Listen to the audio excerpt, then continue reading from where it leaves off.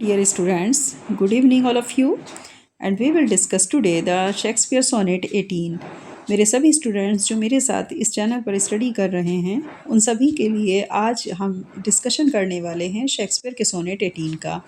लेकिन इसकी लाइंस को स्टडी करने से पहले मैं आपकी इसकी थोड़ी सी थीम जो है वो हिंदी में बता देना चाहती हूँ ताकि मेरे सभी स्टूडेंट समझ जाएं, क्योंकि मेरे साथ जो भी बच्चे जुड़े हुए हैं चैनल के थ्रू उसमें बच्चे मेरे पास हिंदी मीडियम भी हैं और इंग्लिश मीडियम भी है, तो मुझे बाइलिंगुअल ही स्टडी करानी पड़ती है। आप समझ सकते हैं कि मुझे बाइलिंगुअल ही आपको टीच कराना है, क्योंकि अगर मैं बाइलिंगुअल टीचिंग करती हूँ तो उससे मेरे दोनों स्टूडेंट्स दोनों मीडियम के स्टूडेंट्स इक्वल हो जाते हैं, दोनों को बहुत अच्छे समझ में आ जाता है। ठीक है, तो यहाँ पर हम बात कर रहे हैं कि शेक्सपियर का जो सोनेट 18 है उसमें बात क्या की गई है, ये समझना पहले ज़रूरी है, फिर मैं आपको वर्ड टू वर्ड भी इसकी ट्रांसलेशन बताते हुए चलूँगी। तो इसमें कहा गया है कि जो शेक्सपियर है वो अपनी बिलव्ड से कह रहा है, मीन्स वो अपनी प्रेमिका से बोल रहा है कि मैं तुम्हारी तुलना किससे करूं, अगर तुम कहो तो मैं तुम्हारी तुलना क्या इस गरम जो ये दिन है आज का, क्या मैं इस दिन से करूं, या फिर मैं इस जो बहती हुई हवा है, जो चलती हुई हवा है, क्या मैं इससे करूं तुम्हारी तुलना, क्योंकि इसमें बहुत ज़्यादा डस्ट है।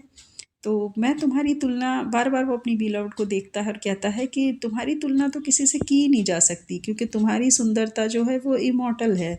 इट मीन्स तुम्हारी जो सुंदरता है वो अमर है। और जिस तरह की कविता आज में तुम्हारे जो मतलब खूबसूरती है, जो तुम्हारी सुंदरता है, जो तुम्हारी ब्यूटीफुलनेस है, जो मैं लिख रहा हूँ इसके ऊपर, वो अमर हो जाने वाली है। तो तुम्हारी सुंदरता की तुलना तो मैं किसी से कर भी नहीं सकता, क्योंकि तुम्हारी सुंदरता एक अमर सिंबल है, एक अमर हो जाने वाला सिंबल है, जो कभी भी ख़त्म ही नहीं हो पाएगा। क्योंकि आज मैंने तुम्हारे ऊपर ये पोयम लिखी है, ये पोयम अब हमेशा रहेगी, और जब जब कोई इसको पढ़ेगा तो वो तुम्हारी सुंदरता के बारे में भी ज़रूर पढ़ेगा। यही इस शेक्सपियर का इसमें जो था, देखा जाए तो एक मेन थीम थी या सेंट्रल आइडिया था इस पोयम का, कि जिसमें वो बार बार अपनी बीलव्ड से पूछता है कि बताओ मैं तुम्हारा कंपैरिजन करूं किससे, क्योंकि हर चीज़ ख़त्म होने वाली है। एक दिन ये गर्मी के दिन भी बदल जाएंगे ठंडी के दिनों में, एक दिन इस गर्मी के दिनों में जो बहती हुई हवा है उसमें डस्ट घुल जाएगी। आज जो चमक सूरज की रोशनी में है, कल जो है जब सर्दियाँ होंगी तो ज़ाहिर सी बात है सूरज की जो रोशनी है वो भी अपने आप में डिम हो जाएगी। लेकिन तुम हमेशा ऐसे ही रहोगी और तुम्हारी सुंदरता हमेशा ऐसे ही बरकरार रहेगी। और मेरी ये कविता तुम्हारी सुंदरता को अमर करने के लिए और भी ज़्यादा ज़रूरी है, और भी ज़्यादा इम्पोर्टेंट है, क्योंकि ये तुम्हारी सुंदरता को हमेशा के लिए अमर कर देगी। और मेरे जो रीडर हैं, जो इस पोएम को पढ़ रहे हैं, इस सोनेट को पढ़ रहे हैं, उनके दिलों में तुम हमेशा एक सुंदर स्त्री के रूप में जानी जाओगी। अंडरस्टूड? इस तरीके से इस कविता को कहा गया है। चलिए देखते हैं सोनेट 18। शैल आई कंपेयर थी। अब आपको समझ में आएगा मेरा एक एक वर्ड जो मैंने आपसे अभी कहा है, क्योंकि मैं आपको इसकी थीम ओरल हिंदी में समझा चुकी हूँ। अब आपको इंग्लिश बहुत ईजिली समझ में आएगी। शैल I compare thee to A summer day. क्या मैं करूं इस गर्मी के दिन से तुम्हारी तुलना। Thou art more lovely and more temperate. यद्यपि तुम ज़्यादा सुंदर हो, तुम ज़्यादा चमकदार भी हो। Rough winds do shake the darling birds of माई। ये हवा जो सूखी बह रही है, इसमें तो एक दिन मई की गर्मी भी खुलेगी, लेकिन तुम जो एक कली के समान हो। And summer's lease hath all too short a date. ये तारीख़ हैं, ये दिन एक दिन कम भी होगा। एक आज बड़ा है तो कल मतलब समर क्या होगा, चाहे हो जाएगा, बदल जाएगा। तो जाहिर सी बात है डेट और टाइम भी शॉर्ट हो सकता है, बहुत ज़्यादा शॉर्ट हो जाएगा ये दिन। Sometime too hot the eye of heaven shines. और कभी कभी लेकिन यही दिन बहुत गर्म भी होंगे, आँखों में चुभने वाली एक ऐसी मतलब जो है गर्मी होगी। The eye of heaven shines मतलब हमारे स्वर्ग में जितनी चमक है उतनी चमक हमारी आंखों में होगी जब हम देखेंगे इस गर्मी को। And often is his gold complexion deemed. एक बार अगर मैं तुम्हारी तुलना सोने से करूं, उसने फिर से कहा कि अगर मैं तुम्हारी तुलना सोने से करूं, सोने का कॉम्प्लेक्शन भी एक दिन मध्यम पड़ जाएगा। And every fair from fair sometime declines. हर चीज़ जो आज खूबसूरत है, हर चीज़ जो समय के साथ सुंदर है, वो सब नष्ट होगी। बाई चांस और नेचर्स चेंजिंग कोर्स अनट्रिम्ड। इत्तफाकन या प्राकृतिक रूप से सब कुछ बदलेगा और सब कुछ चेंज होगा लेकिन तुम नहीं। By thy eternal summer shall not fade. हाँ, अगर ये मान भी लिया जाए कि ये गर्मी शायद कभी मध्यम ही ना हो, not loss position of that fair था ऑस्ट, तब भी ना ही कम होगा, नॉट लॉस पोजीशन ना ही कम होगा मेरा कब्ज़ा उस सुंदरता पर जो तुम्हारे पास है। तो तुम्हारे पास जो सुंदरता है उसका जो कब्ज़ा मैंने ले रखा है, यानी कि जो मेरा उसके ऊपर एक अधिकार है, तो वो तो कभी कम नहीं होगा, मैं उसे उसी नज़र से देखूंगा। Nor shall death brag thou wanderest in his shade. मृत्यु भी तुम्हारी सुंदरता को ख़त्म नहीं कर सकती और ना ही इसके ऊपर किसी प्रकार का कोई आश्चर्यजनक साया कर सकती है।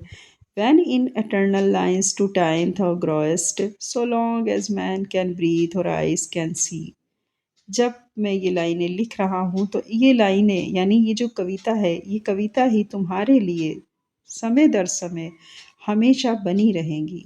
लोग इसको देखेंगे, मतलब इन लाइनों को पढ़ेंगे तो तुम्हारी सुंदरता के बारे में जानेंगे। So long as man can breathe, मनुष्य इसी तरह सांस लेता रहेगा लंबे समय तक, उसकी आंखें हमेशा देखती रहेंगी, ऐसे ही जैसे आज मैं तुम्हारी सुंदरता को देख रहा हूँ। तो मैंने ये लाइनें लिख के तुम्हारी सुंदरता को क्या कर दिया, अमर कर दिया। So long lies my love and this gives life to thee. इसलिए ए मेरे प्यार, ये लंबे समय तक जीवित रहेगा, मेरा प्यार भी और ये लाइनें भी, और इसी तरह जीवन चलता रहेगा। ये मैं तुम्हें जीवन की सबसे महत्वपूर्ण चीज़ देता हूँ कि मैं तुम्हारे ऊपर ये सोनेट लिखता हूँ। अंडरस्टूड? मैं समझती हूँ कि मेरे सभी स्टूडेंट्स इस सोनेट को बहुत अच्छे समझ गए होंगे कि किस तरीके से इसमें जो है 14 लाइंस को क्रिएट किया गया और फिर किस तरह से बिलव्ड के साथ में बातें की जा रही हैं। उसको एक तरीके से देखा जाए तो उसे बहुत ही उसकी प्रीटी होना, उसका ब्यूटीफुल होना ही उसको जो है रियलाइज़ कराया जा रहा है कि मैंने तुम्हारी सुंदरता को मैं किसी भी दिन में किसी भी बहती हुई हवा में नहीं बांध सकता, क्योंकि ये सब तो समय के साथ चेंज हो जाएगा, लेकिन जो लाइनें मैं लिख रहा हूँ, जो सोनेट में लिख रहा हूँ, वो चेंज नहीं होगा। This sonnet follows the Shakespearean sonnet structure with 14 lines written in iambic pentameter and a rhyme scheme of A B A B C D C D E F E F G G। 14 lines की हमारी ये poem है जिसको Shakespearean sonnet के नाम से भी जाना जाता है। इसमें स्ट्रक्चर भी शेक्सपियर ने अपना ही शेक्सपियरन सोनेट दिया था। एम्बिक पेंटामीटर, अब ये वर्ड आया है तो इसका मीनिंग समझ लीजिए। एम्बिक पेंटामीटर मीन्स होता है कि हर दूसरे पहले जो हमारा लेटर है उसको आपको थोड़ा सा स्ट्रेस कम देना है, लेकिन जो सेकंड लेटर आया है उस पर स्ट्रेस ज़्यादा देना है। मतलब जो पहला वर्ड हम अपना क्रिएट कर रहे हैं, फॉर्मेट कर बना रहे हैं, तो उसमें पहले वर्ड पर स्ट्रेस कम होगा और सेकंड वर्ड पर स्ट्रेस ज़्यादा होगा। इसी को बोला जाता है एम्बिक पेंटामीटर। अंडरस्टूड? अब देखते हैं question number 1, critical appreciation of Shakespeare sonnet 18। Question जो आपसे पूछे जाएंगे वो इसी टाइप का आता है। ख़ास तौर से एक चीज़ और बता दूं मैं सभी बच्चों को, सभी स्टूडेंट्स को, कि अगर आपने क्रिटिकल एप्रिसिएशन कर लिया है किसी भी पोएम का तो it's very beneficial for your examination. ये बहुत ज़रूरी होता है कि आप उसका क्रिटिकल एप्रिसिएशन पढ़ें, क्योंकि ज़्यादातर क्वेश्चन इसी के आसपास पूछा जाता है कि what is the theme of this poem, of this sonnet, what is the critical appreciation of Shakespearean sonnet, या शेक्सपियरन की जगह स्पेंसर भी हो सकता है। कोई भी पोएम के बारे में इस तरह से पूछ सकते हैं। तो आप क्रिटिकल एप्रिसिएशन को अगर इस एक क्वेश्चन को कर लेते हैं तो समझ लीजिए कि आपके काफ़ी क्वेश्चंस यहाँ पर कवर हो जाते हैं। जैसे अगर ये पूछा जाए कि what is the significant of this title, इस टाइटल का अपना खुद का क्या सिग्निफिकेंट है, तो इस तरह के क्वेश्चन भी अगर आप क्रिटिकल एप्रिसिएशन आंसर लिख देते हैं तो अप्रोक्सीमेटली वो काफ़ी हद तक आपका राइट आंसर होता है। ओके, चलिए देखते हैं answer. Shakespeare sonnet 18, shall I compare thee to a summer's day.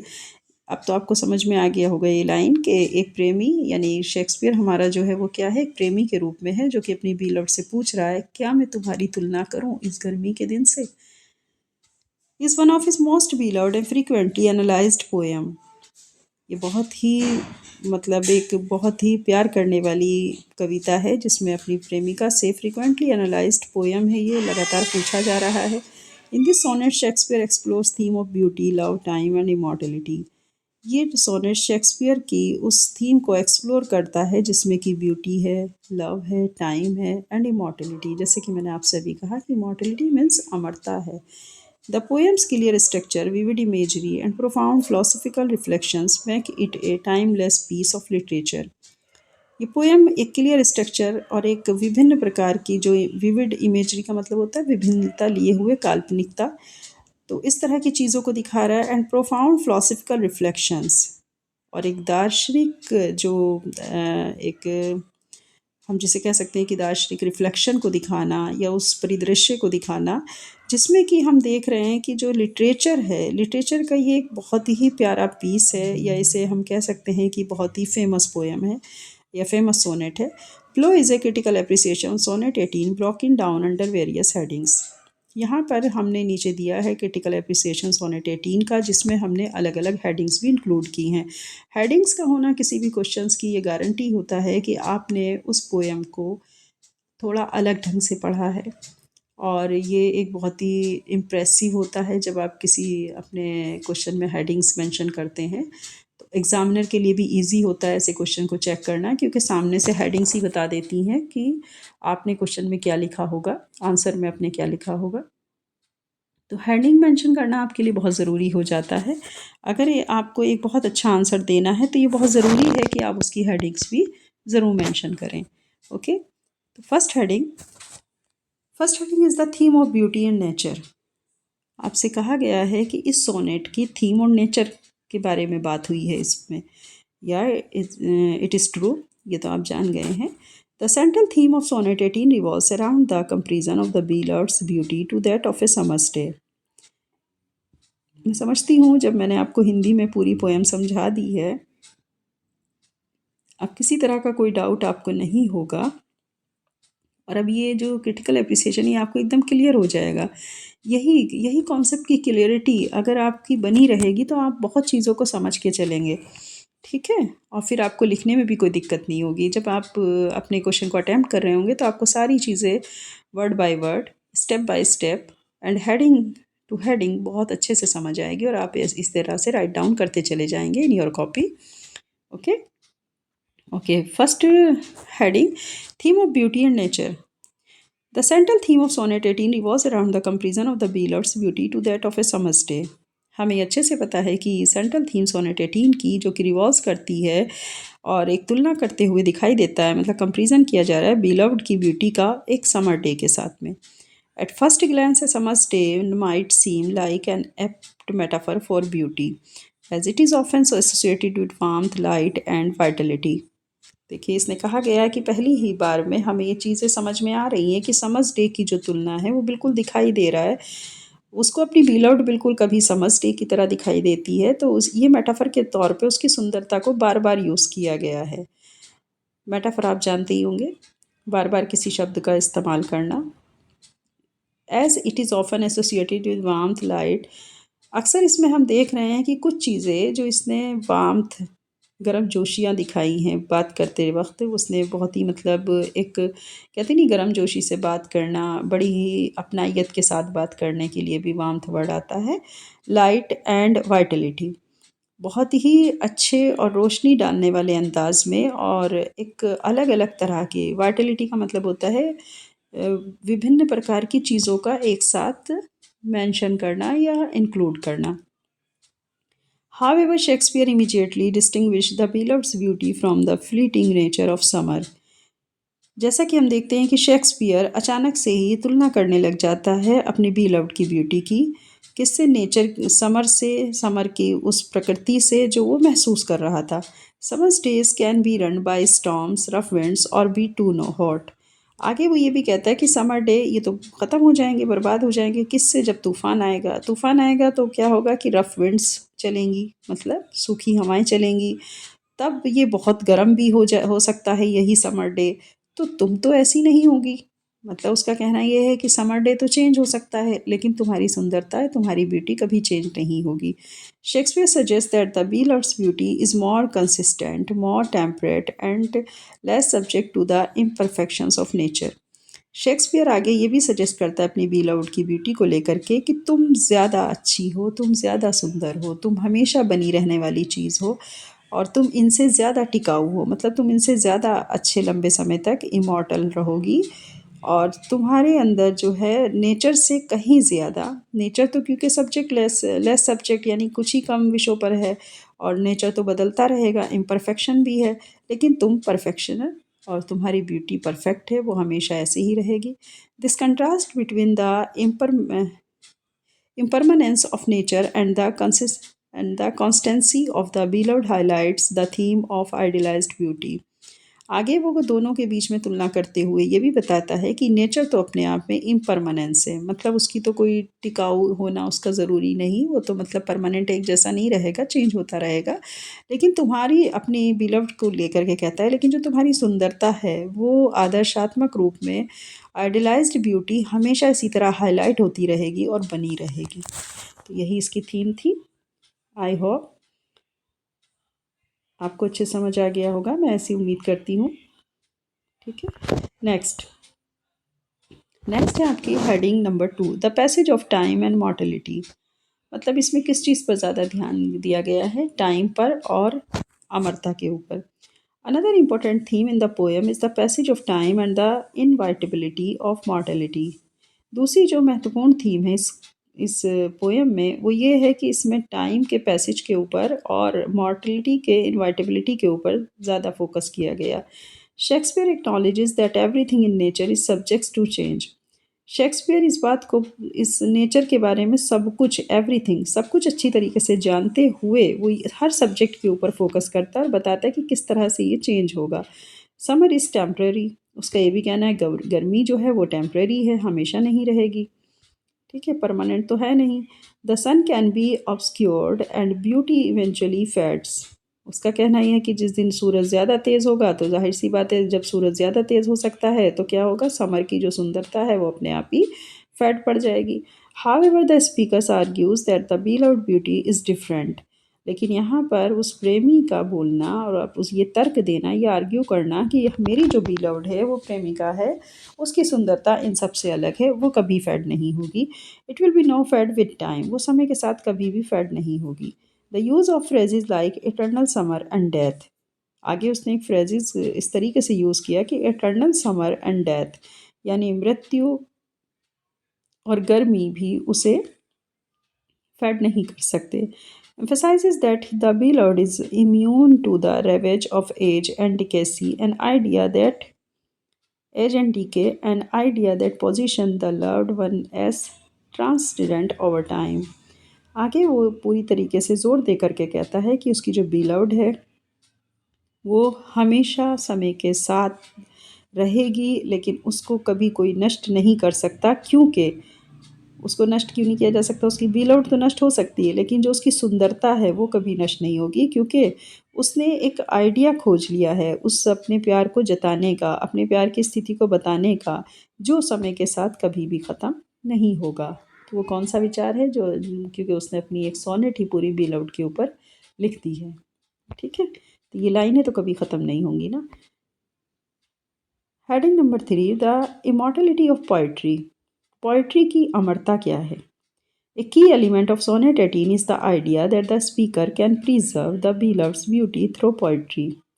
इसका सोनेट 18 का जो की एलिमेंट है, उसका जो स्पीकर के बोलने का ढंग है वो प्रिजर्व कर सकता है अपनी बिलव्ड्स की ब्यूटी को अपनी पोइट्री के थ्रू। उसने बहुत अच्छा, मतलब यहाँ पर अगर देखें तो एक कॉन्सेप्ट दिया कि मैं अपनी बिलव्ड की जो मेरी ब्यूटी है मैं उसे इन लाइनों में रख सकता हूँ हमेशा हमेशा के लिए, और ताकि जो आने वाली नई जनरेशन है वो भी पढ़ेगी, फिर उसके बाद जो जनरेशन आएगी वो भी पढ़ेगी। तो मैंने अपनी लाइनों में जो राइट डाउन की है अपनी बिलव्ड की ब्यूटी की कैरेक्टरिस्टिक्स, तो वो हमेशा बनी रहेंगी, वो टाइम के साथ कभी चेंज नहीं होगी। वाइल द बिलव्ड्स फिजिकल ब्यूटी में फेड। आगे वो ये भी कहता है कि हाँ, ये सही है कि बिलव्ड की जो मेरी फिजिकल ब्यूटी है वो तो फेड हो सकती है। Shakespeare argues that the poem itself will immortalise that beauty. लेकिन वो ये कहता है मेरी जो कविता उसकी सुंदरता के ऊपर लिखी गई है वो अमर है और उसकी सुंदरता फिर अमर रहेगी। In line 12 the speaker states. 12 line में जो हमारा स्पीकर है वो ये भी दिखाता है, when in eternal lines to time thou growest, suggesting that the written word has the power to defy time। ये भी कहता है कि मेरे ये शब्द जो मैंने लिखे हैं वो समय के साथ अपनी शक्ति को कभी भी नहीं खोएंगे, वो हमेशा उनमें शक्ति बनी रहेगी। The poem becomes a timeless record. ये पोएम जो कि समय के साथ साथ रिकॉर्ड की गई है, यानी एक जगह दर्ज हो गई है, अब उसके ऊपर किसी भी समय का कोई प्रभाव नहीं पड़ेगा। Keeping the beloved's beauty alive long after their physical form has passed। मेरी beloved की जो ब्यूटी है वो हमेशा ज़िंदा रहेगी। हाँ, ये हो सकता है कि वो फिज़िकली चाहे गुज़र जाए, मतलब दुनिया से चली जाए, लेकिन उसकी सुंदरता, उस पर लिखी गई लाइनें वो हमेशा अमर हैं। This speaks to the power of art and poetry to preserve not just beauty but also the essence of life itself. Speaks this speaks to the power of art and poetry. आगे वो अपने art of poetry को लेकर के भी बोलता है speaker, उसकी पावर को दिखाता है और कहता है कि मैंने प्रिजर्व कर दिया है अपनी बिलव्ड की ब्यूटी को। नॉट जस्ट ब्यूटी, वो केवल एक सुंदरता नहीं है, बल्कि वो खुद उसमें एक जीती जागती एक जीवन है, जो कि मेरी पोइट्री के माध्यम से वो जीवन अब हमेशा रहेगा। यानी मेरी जो बिलव्ड है वो अब जीती जागती इस इस कविता के माध्यम से या इन लाइंस के थ्रू, मतलब ये जो मैंने लाइंस लिखी हैं इनके थ्रू वो हमेशा मेरे जीवन में रहेगी, और आगे भी जब लोग इसको पढ़ेंगे तो कोई भी उसको मरा हुआ नहीं समझेगा, बल्कि वो इस लाइंस के थ्रू समझ जाएगा कि मेरी बिलव्ड कितनी सुंदर थी या वो कैसी थी। ठीक है, तो इस तरह से उन्होंने अपने बिलव्ड की यहाँ पर बहुत ज़्यादा क्या किया है भाई, कॉम्प्लीमेंट दिए हैं उनको बहुत अच्छे से। क्वेश्चन नंबर 4 है स्ट्रक्चर एंड फॉर्म। इस पोएम का या सोनेट का स्ट्रक्चर और फॉर्म क्या है? सोनेट 18 फॉलोज द शेक्सपियरन और English sonnet form which consist of 14 lines divided into 3 quadrants, 4 line stanzas and a final couple 2 line stanza. Sonnet 18 Shakespearean stanza को पूरी तरह फॉलो करता है, और इंग्लिश सोनेट फॉर्म को भी साथ ही उसने कंसिस्ट की हैं यहाँ पर 14 लाइन्स, जो कि 3 क्वाड्रेंट्स में डिवाइड की गई हैं। 4 लाइन स्टेंजा स्टार्टिंग के हैं, फाइनल कपल 2 लाइन्स स्टेंजा हैं। The rhyme scheme is A B C D E F G G. Which is the characteristic of Shakespeare sonnet. यही एक बहुत बड़ी खासियत है शेक्सपियर सोनेट की। The metre is iambic pentameter where each line contains 10 syllables। अब जैसा मैंने आपको शुरू में ही बताया था iambic pentameter, what is the iambic pentameter. तो एम्बिक पेंटामीटर यानी जो हमारा फर्स्ट वर्ड होता है उस पर हम ज़्यादा एम्फेसाइज नहीं करते, बल्कि जो हमारा सेकंड वर्ड होता है उस पर ज़्यादा एम्फेसाइज करके स्पीक किया जाता है, बोला जाता है। ठीक है, तो हाँ, तो हम कहाँ थे? The metre is iambic 20 metre where each line contains 10 syllables। और हर लाइन हमारी कितने सिल्बल रखती है? 10 syllables रखे हैं, with the stress alternating between unstress and stress syllables।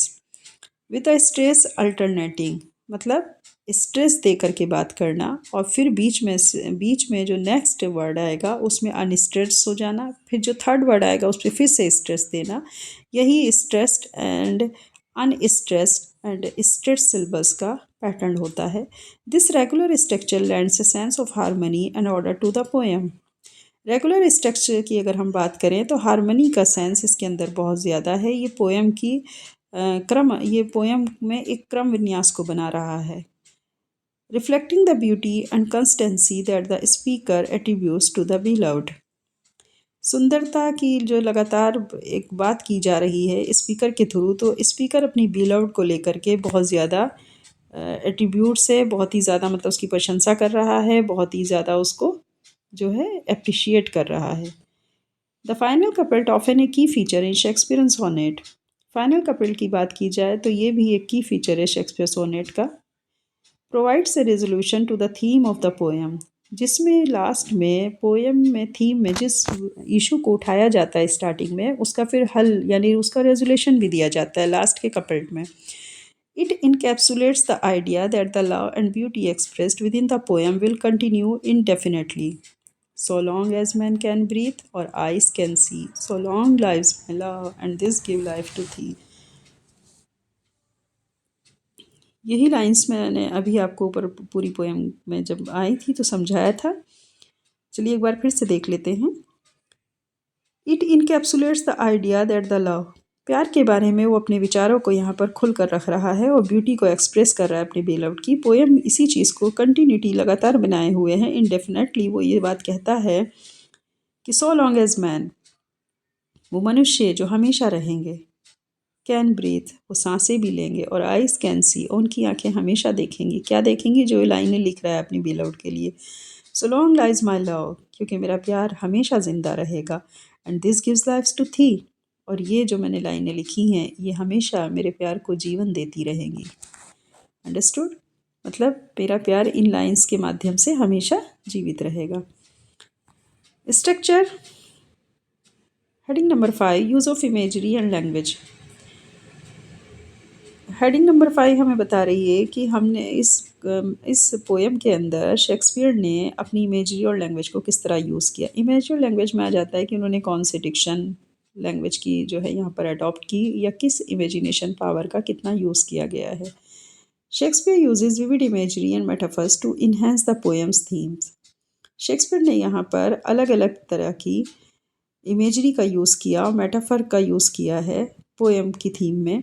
The summer day is a metaphor for beauty, लगातार समर डे का use होना और ब्यूटी का लगातार इस्तेमाल, ब्यूटी वर्ड का लगातार इस्तेमाल होना, ये एक रूपक अलंकार है। मेटाफर मतलब रूपक अलंकार है, बार बार किसी वर्ड पर जोर दे करके बार बार कोई बात कही जाए, मतलब रिपीटेड वर्ड इसमें ज़्यादा आते हैं। Yet the speaker immediately subverts it, pointing out that nature itself can mar the perfection of a summer's day. Bar bar speaker हमारा जो है इमीडिएटली पूरी तरीके से तुलना करता है प्रकृति की अपनी बिलव्ड के साथ में, और वो ये पाता है कि उसकी जो बिलव्ड है वो ज़्यादा परफेक्ट है बनिस्बत समझ डे के। The image of rough wind shaking the darling birds of my and the eye of heaven the sun being too hot emphasizes the transit and uncontrollable nature of life and nature itself. आगे वो ये भी imagination करता है। अब देखिए यहाँ पर ये इमेज का जो सिंबल है वो यहीं से यूज़ हो रहा है कि भाई उसने इमेजिनेशन ही तो की है ना कि समर्स डे जो है वो तो एक दिन रफ विंड्स के साथ में बदल जाएगा और स्टॉर्म्स भी आएंगे, जाहिर सी बात है। और जो ये छोटी छोटी कलियाँ हैं मई के महीने में, ये टूट कर गिर जाएंगी, और जब आंखें जलने लगेंगी, सूरज की रोशनी मतलब इतनी तेज़ होगी कि आंखें जलने लगेंगी, तब क्या होगा? तो ये तो अनकंट्रोलेबल हो जाएगी नेचर जो है। लेकिन अगर हम अपनी लाइफ की बात करें और तुम्हारी सुंदरता की बात करें तो वो तो चेंज नहीं होगी, वो तो हमेशा जो है अनट्रिम्ड रहेगी, मतलब कहीं से भी उसमें तो किसी तरह का कोई चेंज आएगा ही नहीं। These images contrast with the more enduring beauty of the beloved. वो अपनी जो उसने एक इमेजिनेशन का यूज़ किया है उसमें वो पा रहा है इस चीज़ को कि जो बिलव्ड की सुंदरता है वो हमेशा बनी रहेगी, उसमें ज़्यादा चीज़ें स्टेबल हैं बनिस्बत नेचर के। Moreover, Shakespeare's choice of words such as eternal summer, death, and eternal lines contributes to the poem's tone of reverence and admiration. अधिकतर जहाँ शेक्सपियर ने अपनी जो चॉइस के वर्ड्स को रखा है उसमें internal summer, death and eternal lines contributes to the poem, उसने पोएम की टोन को इस तरह से बनाया कि लगातार उसने अपने बिलव्ड को ही एडमायर किया है। The careful selection of these words adds depth to the exploration of love, beauty and immortality. उसने बहुत ही सावधानी से इन शब्दों का इस्तेमाल किया, मतलब इन शब्द को ऐड किया है इसके अंदर, और उसने पूरी तरीके से एक प्यार को खोजने वाला या विस्तृत रूप से दिखाया है, सुंदरता को विस्तृत रूप से दिखाया है, साथ ही अमरता को विस्तृत रूप से दिखाया है, एक्सप्लोर करके दिखाया है। Heading number 6, the power of the poet's voice. 6 number की जो हेडिंग है वो कह रही है कि जो पोइट्स वॉइस है उसकी पावर क्या है। The speaker of sonnet 18 not only celebrates the beauty of the beloved but also, देखते हैं। The speaker of sonnets 18 not only celebrates the beauty of the beloved but also demonstrates the power of the poet's voice to immortalise it. Speaker हमारा क्या, speaker कौन है? Shakespeare है, ठीक है। तो जो स्पीकर है वो सोनेट 18 में न केवल सेलिब्रेट कर रहा है अपनी बिलव्ड की ब्यूटी को, बल्कि वो डिमोन्स्ट्रेट भी कर रहा है किसको? अब एक पोइट की वॉइस की शक्ति को और उसकी अमरता को, कि एक पोइट कितना अच्छे से किसी को ज़िंदा रख सकता है। अगर वो किसी के ऊपर अपनी लाइनें लिख रहा है तो जाहिर सी बात है वो पोइट भी नहीं रहेगा, उसकी बिलव्ड भी नहीं रहेगी, लेकिन उसका लिखा हुआ जो वर्ड होंगे वो हमेशा रहेंगे। जैसे आज हम शेक्सपियर को पढ़ रहे हैं, शेक्सपियर तो नहीं रहा, उसकी बिलव्ड का भी हमें नहीं पता कौन थी क्या थी, लेकिन हमें ये पता है कि शेक्सपियर ने किसी टाइम पर ये लाइनें लिखी थी और आज हम इसको पढ़ रहे हैं। तो इस तरह से अगर देखा जाए तो उस अपने जो उसका प्यार था वो उसको अपने बीलव्ड के माध्यम से, और उसने अपने बीलव्ड के ऊपर उसकी ब्यूटी की तारीफ़ करके जो उसने लाइनें लिखी हैं उन लाइनों के माध्यम से उसने उसको अमर बना दिया। तो बस आप बहुत अच्छे से इसकी थीम समझ गए होंगे। नेक्स्ट देखते हैं, the act of writing becomes a form of defence against the inevitable decline of all things. आगे वो लिखने लिखावट में जो उसने बार बार इस बात को कहा है अपनी, कि हर चीज़ तो ख़त्म हो जाएगी, हर चीज़ तो नष्ट हो जाएगी, लेकिन अगर कुछ बच रहा है तो उसकी बिलव्ड की वो ब्यूटी और ब्यूटी पे लिखी गई वो लाइनें। The speaker confidently asserts that the beloved's beauty will live on through the poem. इस पोएम के माध्यम से उसने अपनी बिलव्ड की ब्यूटी को हमेशा ज़िंदा रखा, और ऐसा उसका विश्वास भी था। As long as people continue to read it, क्योंकि उसका ऐसा मानना था कि ज़्यादा से ज़्यादा लोग लंबे समय तक उसको पढ़ते रहेंगे। This highlight the role of the poet as a creator capable of granting immortality to both subject and artist through the written word. आगे पॉइंट अपने इस रोल को हाईलाइट भी करता है। वो कहता है कि मैं अगर कवि हूँ तो मैं एक क्रिएटर भी हूँ, मैं कैपेबल हूँ उससे अमर बनाने के लिए जो तुम्हारे पास है। मैं एक आर्टिस्ट भी हूँ उस पर लिखने के लिए जो सुंदरता तुम्हारे पास है। तो मेरे पास क्या है, कवि कह रहा है यहाँ पर, मेरे पास शब्द हैं, मैं लिख सकता हूँ तुम्हारी सुंदरता को हमेशा के लिए अमर बनाने के लिए। क्लियर? ये 6 नंबर की हेडिंग थी। अब हम कॉन्क्लूज़न की बात कर लेते हैं। Shakespeare sonnet 18 stand as a profound meditation on the nature of beauty, time and immortality. Shakespeare sonnet 18 जो कि पूरी तरीके से हमें उस ध्यान में डुबो देता है, जो ध्यान हमारा नेचर की तरफ होता है, ब्यूटी की तरफ, टाइम की तरफ और अमरता की तरफ, through the metaphor of the summers day. हालांकि इसमें जो है ब्यूटी का जो यूज़ किया गया है समर डे को लेकर के, वो बार बार किया गया, एक मेटाफर के तौर पर किया गया है। Shakespeare explores the fleeting nature of life and contrast it with the eternal beauty that poetry can capture. Shakespeare ने पूरी तरीके से लाइफ ऑफ नेचर के कंट्रास्ट को, लाइफ ऑफ नेचर के कंट्रास्ट को और जो हमारा रियल नेचर है उसको मिलाने की कोशिश की। साथ ही उसने एटर्नल ब्यूटी की बात कही जो कि उसने अपनी पोइट्री के माध्यम से उसे कैप्चर किया। The poem celebrates both the beloved's beauty and the transformative power of art. ये पोएम सेलिब्रेट करते हुए दिखाई देती है उसकी बिलव्ड की ब्यूटी को और साथ ही उसकी आर्ट की पावर को, जो कि ट्रांसफॉर्मेशन हो रहा है, which preserves and transcends the limits of time and mortality. वो कहता है कि मैंने अपनी लाइनों के माध्यम से तुम्हारी जो ब्यूटी है, तुम्हारी जो मतलब कैरेक्टरिस्टिक्स हैं, उनको प्रिजर्व कर लिया है, अपनी सीमाओं में बांध लिया है। और साथ ही जो ये सारी चीज़ें हैं, जो नेचुरल चीज़ें हैं, मैंने उनको देखा है कि वो सब तो चेंज हो जाएंगी, लेकिन तुम्हारी ब्यूटी, तुम्हारा जो लाइनें लिखी हैं वो टाइम के साथ अमर हो जाएंगी। The perfect blend of language, structure and themes makes sonnet 18 one of Shakespeare most enduring and admired works. Language को बांधने में बहुत ही ज़्यादा परफेक्शन हमें देखने को मिल रहा है शेक्सपियर की तरफ से। उसने स्ट्रक्चर बहुत अच्छा यहाँ पर लिया है, और जो थीम है वो सोनेट 18 की, शेक्सपियर की बहुत ही ज़्यादा मोस्ट फेमस और एडमायर्ड वर्क में अगर कोई वर्क है तो वो सोनेट 18 है। अंडरस्टूड? ये आप समझ गए होंगे। अब मैंने जो आपको ये पोएम समझाई है ये आपके कोर्स में भी है और एग्ज़ाम में भी इसमें से क्वेश्चन पूछे जाएंगे। तो आप लोग सब इसी तरीके से मेरे साथ बने रहिए और मैं इसी तरह आप लोगों को प्रिपरेशन कराती रहूँगी। जो बच्चे यहाँ पर अपने इंग्लिश लिटरेचर से प्रिपरेशन कर रहे हैं अपने सेमेस्टर एग्ज़ाम की, उनके लिए वीडियो बहुत ज़्यादा हेल्पफुल है। साथ ही अगर कोई बच्चा यहाँ पर यूजीसी नेट या टीजीटी पीजीटी की भी प्रिपरेशन कर रहा है तो उसके लिए भी यहाँ पर वीडियो आपको अवेलेबल रहेंगी। आप चाहें तो मेरे चैनल के थ्रू और मेरी इन वीडियो के थ्रू आप बहुत अच्छे से अपनी प्रिपरेशन कर सकते हैं, क्योंकि आपको एमसीक्यूज़ का सेट भी देखने को मिलेगा इस चैनल के ऊपर, ताकि आप लगातार प्रैक्टिस सेट अपने लगाते रहें। और साथ ही इस तरह के क्वेश्चंस मैंने बहुत देखा है कि ऐसा कोई चैनल नहीं है जो इस तरह के क्वेश्चंस अटैम्प्ट करवाता हो, बच्चों को ये सारी चीज़ें बताता हो। इसलिए मेरे दिमाग में एक नया आइडिया आया, क्यों ना बच्चों के साथ थोड़ा सा कोऑपरेट करें बच्चे अगर, तो मैं खुद ही इस तरह के क्वेश्चंस बना करके आप लोगों को समझाने की पूरी कोशिश करूँगी। हालाँकि इसमें टाइम बहुत ज़्यादा जाता है, लेकिन फिर भी ज़रूरी हो जाता है कि हम बच्चों के लिए कुछ अच्छा करें। ठीक है। मैं उम्मीद करती हूँ कि आपको आज की ये पोएम बहुत अच्छे से समझ आ गई होगी। चलिए इंशाल्लाह फिर मिलते हैं दूसरी वीडियो में, और आप इसी तरह चैनल पे लगातार बने रहिए, और जो भी नई वीडियो आए उस पे उसको लगातार देखिए, अच्छे से समझने की कोशिश करिए। मैं पूरी कोशिश करूँगी आपको बेहतर तरीके से समझाने की। Okay, good night, bye bye, all the best.